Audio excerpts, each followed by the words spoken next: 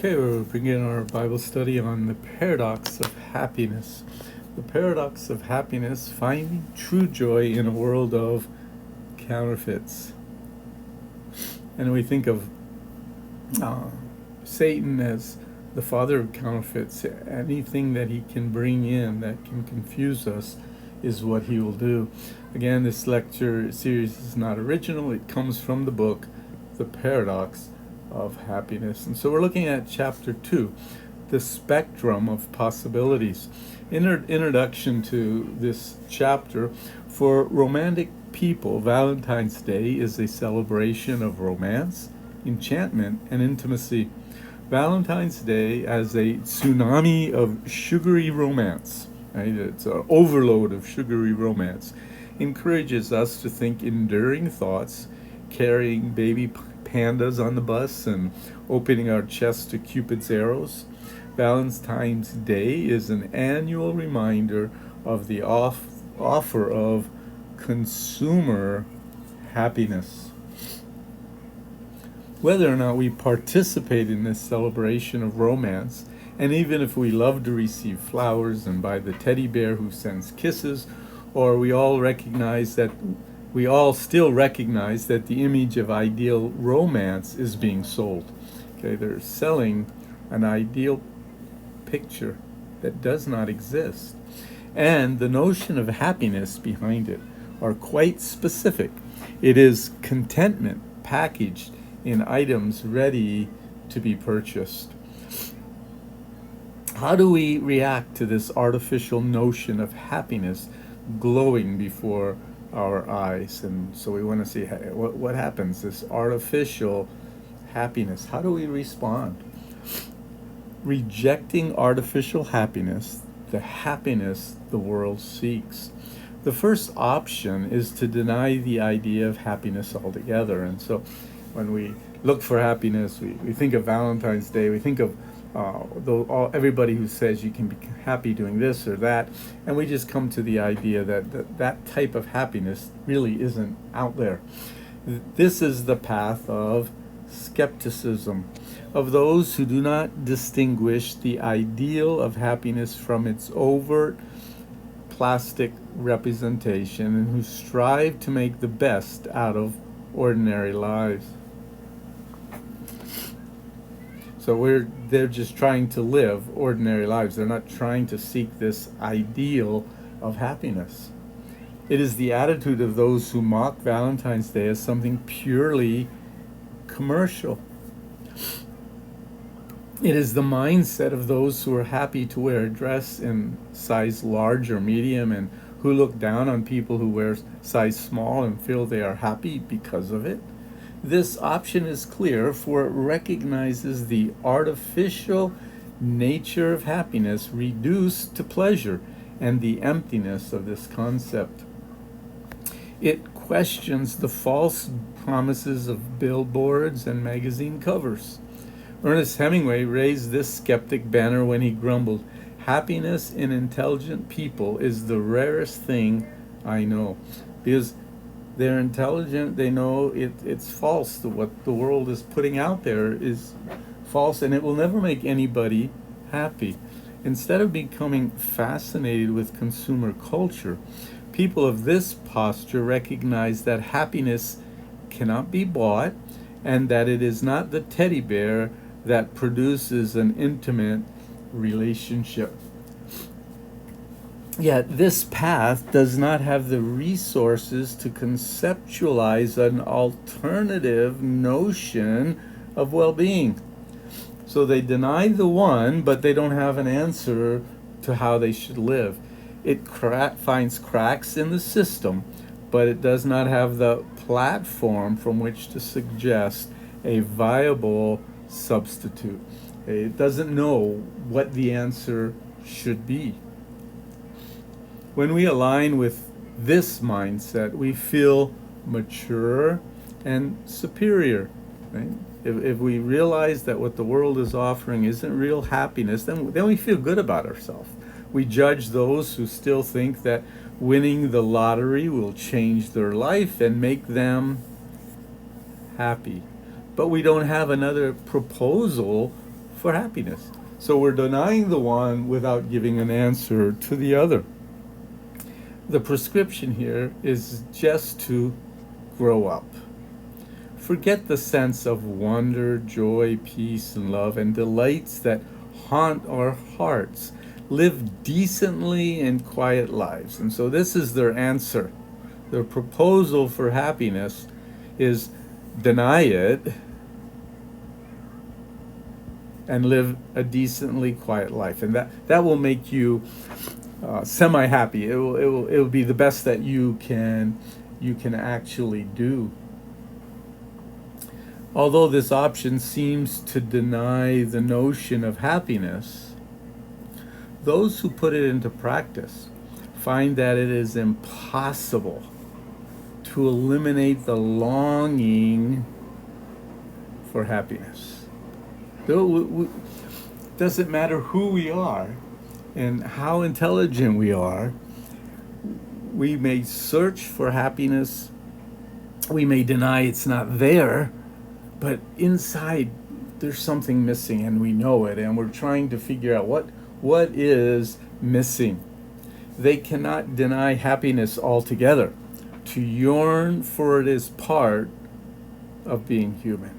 God created us with a desire to be happy, and end up affirming a milder, more realistic version of a satisfied life.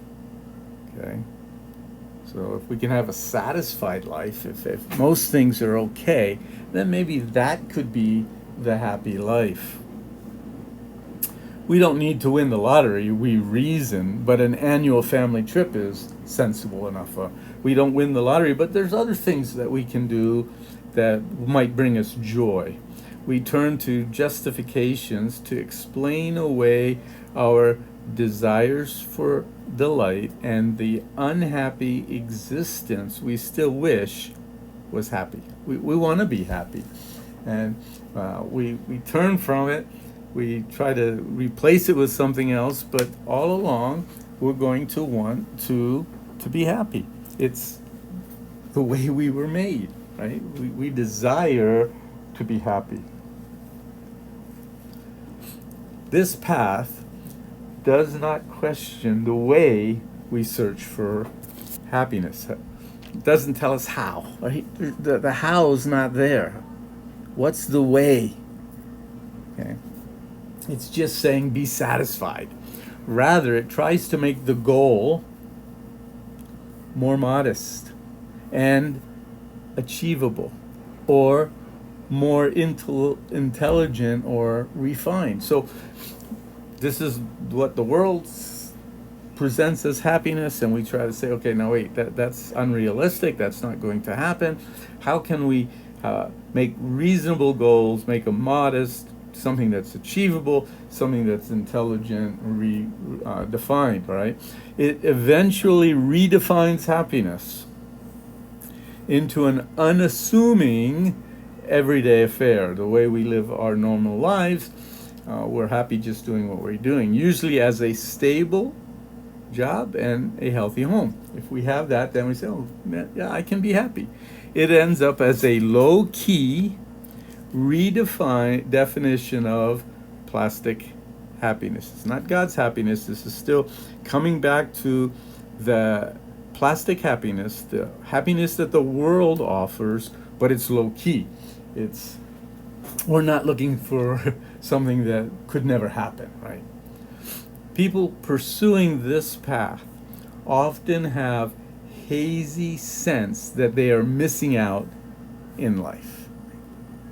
They still think there's something that could make them truly happy. What is it that they're missing? What is that hazy thing that they can't put their finger on? They know that the promises of artificial happiness won't satisfy them. They can see through that. But they feel something great is still missing. There's something inside them that's saying there's more. They hear Jesus saying that he came that we may have life and have it to the full or more abundantly, but they don't glimpse how this life can take shape and wonder if Jesus was only talking metaphorically, because they don't know how. How does this take shape? How does this happen?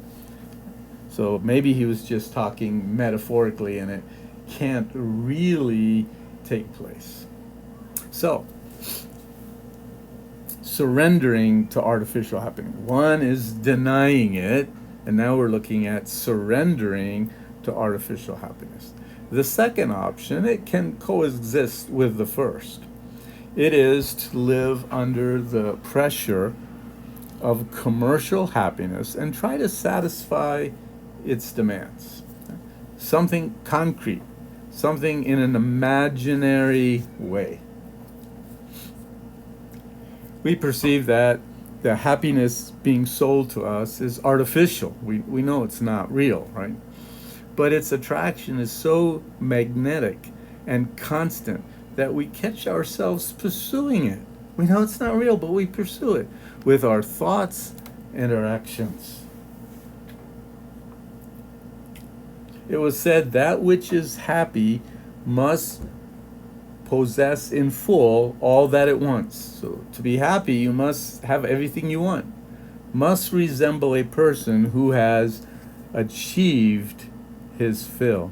Neither hunger nor thirst can come near here. You have what you want.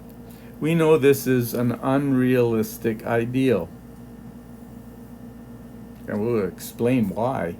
But it is repeated to us so often that we let our desires and our imagination be molded by the demands of total satisfaction. It can bring on depression. It can bring on anger. It can upset marriages. It can upset families, because we look at others and saying, why aren't you letting me be happy? Why aren't you doing this? Why aren't you doing that? Why can't you be like that person we saw on TV? Why can't you do this? Right? But it's an unrealistic ideal. You can't have that total satisfaction that the world is offering. We turn on the TV, we see smiling people and commercials for fascinating products. They're all happy. They have it and they're happy. We arrive at the doctor's office or the hair salon or some other place of business, and we find periodicals or magazines such as People magazine inviting us to read about people who have perfect moments. And if you buy into that, you're going to be unhappy. Lead exciting lives, so they say, and are the envy of other people. Do you really want to be like them? Okay. Our minds fly away. What would People magazine write about me? Or we open a magazine like Forbes or Fortune, which is talking about finances, where successful businessmen share secrets on how to arrive at the top. If that secret could really do it, we would all be very wealthy. What will I say to the folks at the office when my promotion is announced? We're already working through it, right? We're going to be so happy when we get that promotion, and I'm going to be able to tell everybody. And we imagine it happening. This reluctant fascination with the artificial happiness is a lucrative alternative. It's artificial. It spans entertainment industries eager to soothe and amaze us. No matter the time of day or the technology necessary to deliver distracting goods. If we just had this, if we were just able to do this, if we could just be like this family or have what they have. But the answer is never there. That's artificial happiness. Artificial happiness is the enticement behind the advertising system. It stamps on billboards, magazine covers, the life we should and could have if only we buy the products they display.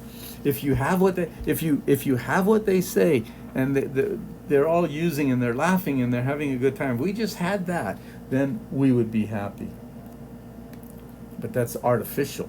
Self-help literature helps to close the deal.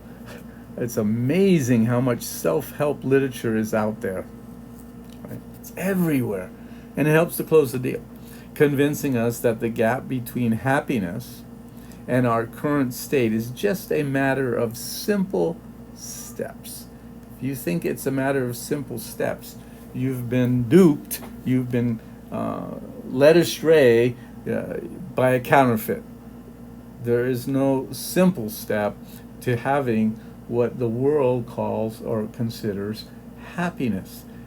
If you get what they have, you will never be happy.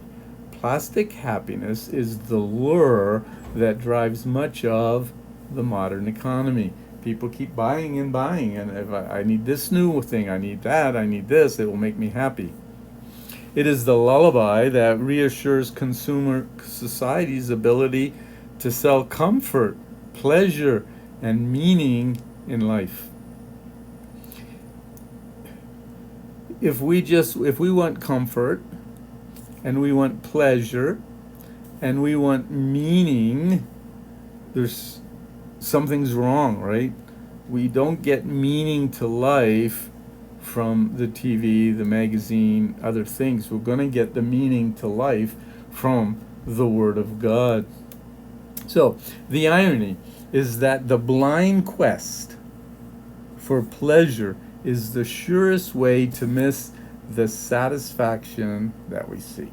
Try doing it the world's way, and I will guarantee you, you will never be satisfied. You will never be happy. It does what the world has to offer does not bring happiness. Most people rush after pleasure so fast that they rush right past it, remarked Soren Kierkegaard. You don't even know what you're looking for. I don't even know what I'm looking for, and I rush right past it. Marriages and relationships are hurt because we expect too much of them. Right? My spouse should make me happy. My spouse should do this. My spouse should do that. And we end up destroying our marriages. We end up destroying our families. Why don't my kids do this? Why don't my kids do that? I want them to make me happy. And you will never get happiness from your spouse, from your family, from your work, until something else comes alongside. And we'll talk about that later.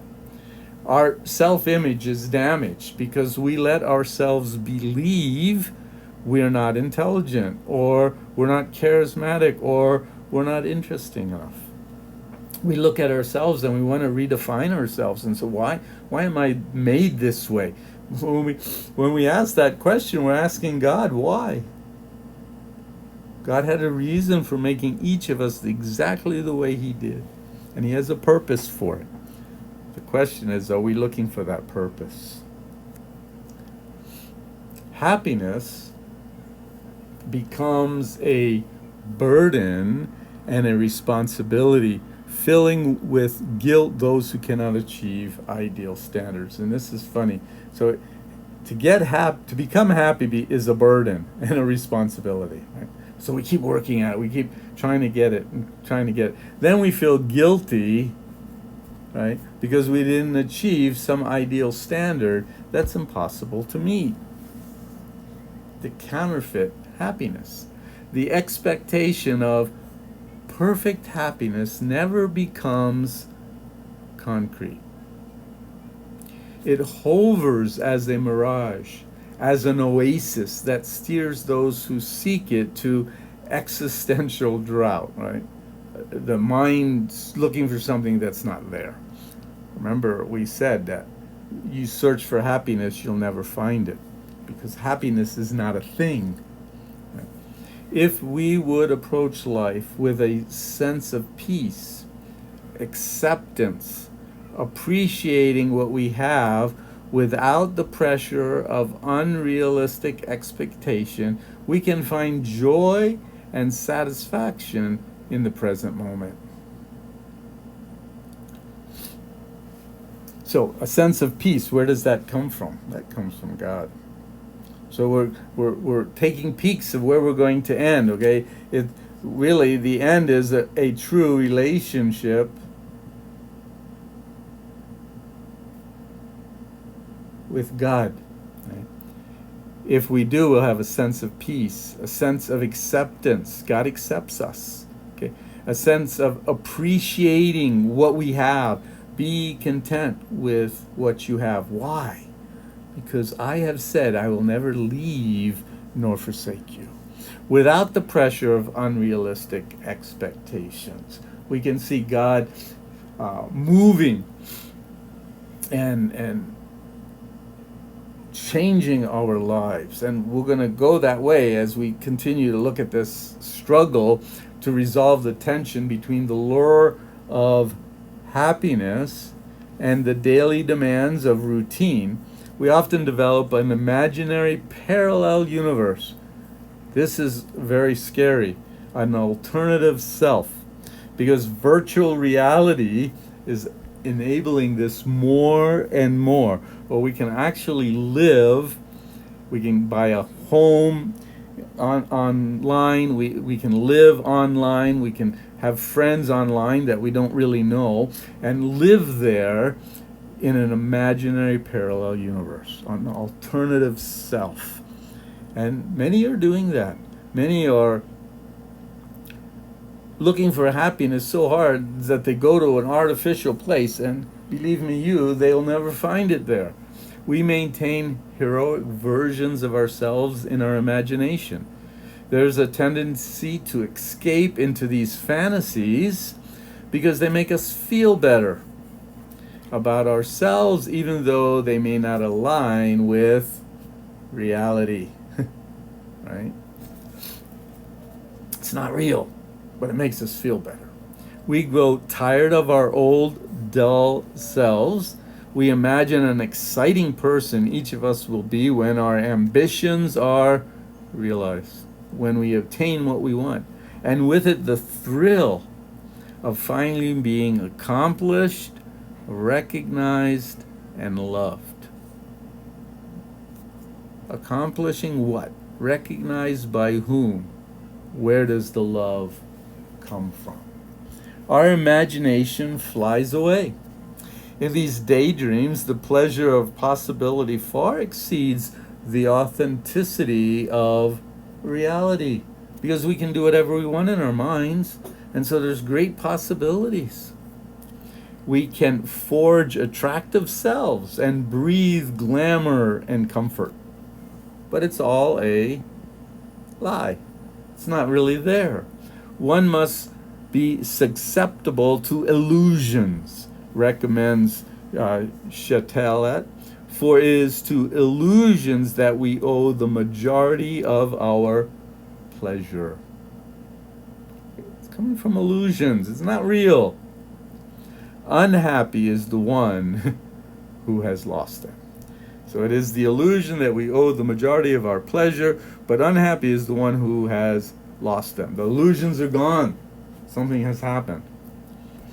As tragic as this advice may sound, we often drag our bodies through daily routine while keeping our minds busy with a pantheon of fantasies, and that's with all kinds of fantasies which aren't real, but we're living in them. Right? We can be somebody else. We can have everybody love us, and we can have everything good happening to us because it's a fantasy. It's not real. Maybe virtual reality. It's not real. We dream about the applause we will receive when our dreams come true, how we will say wise and charming things, and how we will prove to the world that we are not insignificant at all. So what are we doing? We're proving to the world, right? We're somebody. So if we could be somebody, then we would be happy.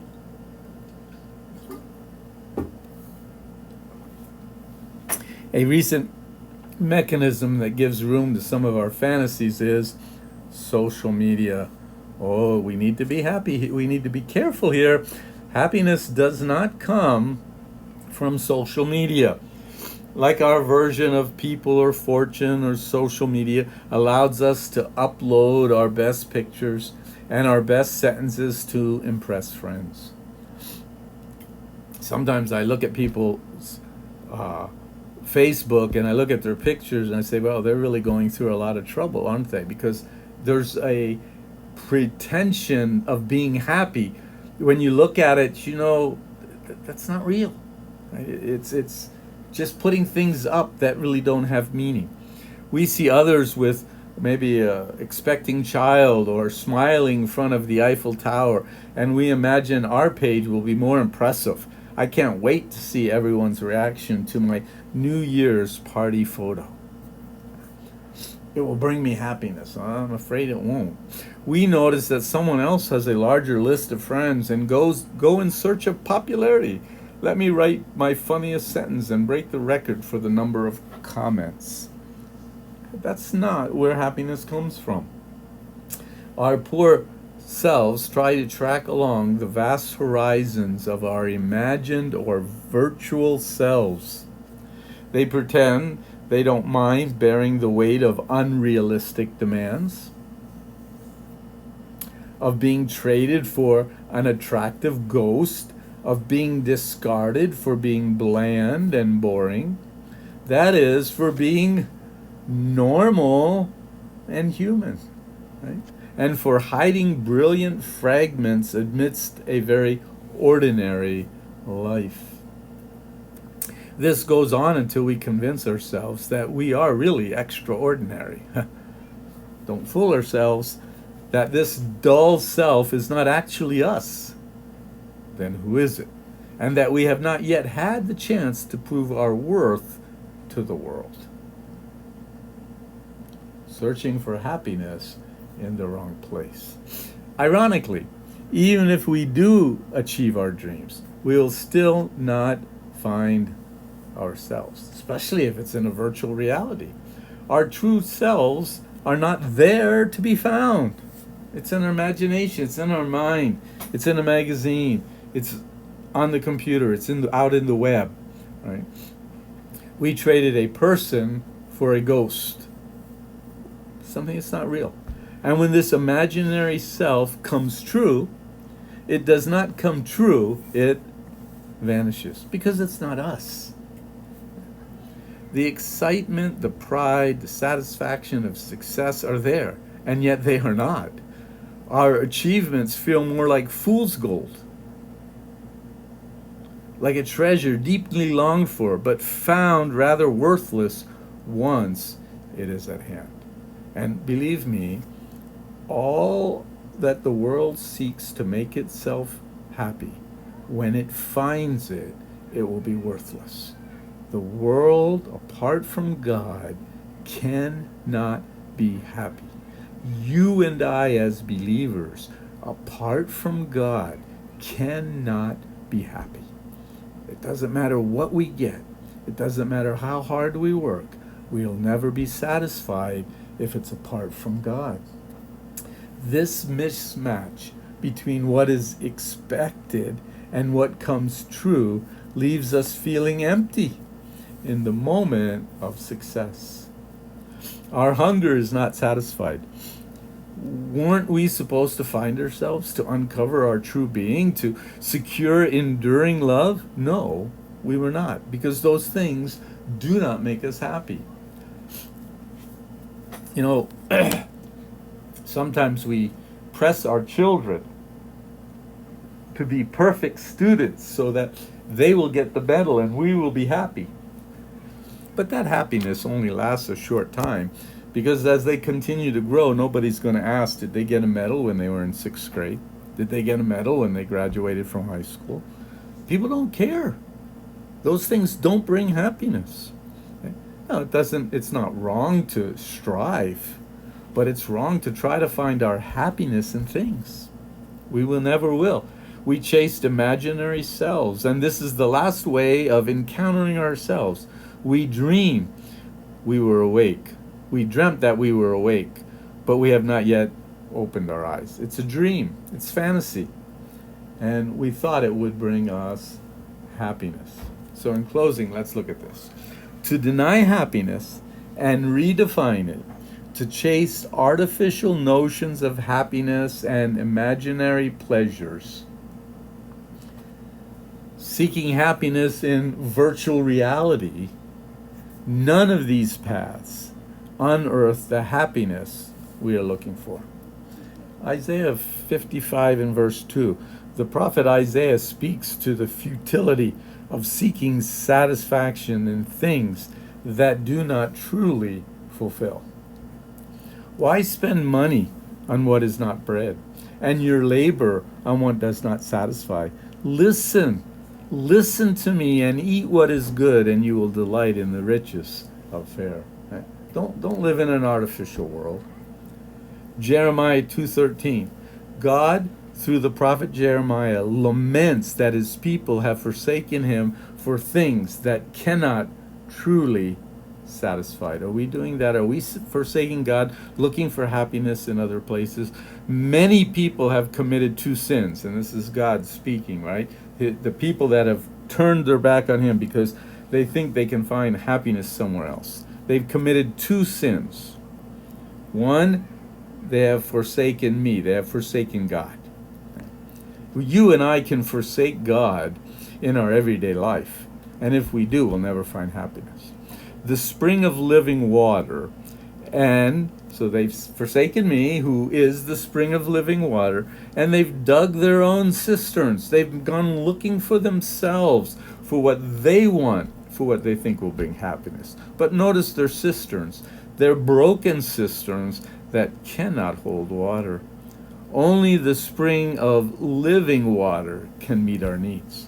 And so as we look at this aspect of searching for artificial happiness, we must remember that it's only God, living with God, in communion with God, walking in obedience, that will bring this true happiness that we're searching for. And we're going to define that happiness more as we move on. But we want to realize that some of the things that we're seeking, we really shouldn't be, because they will never bring happiness.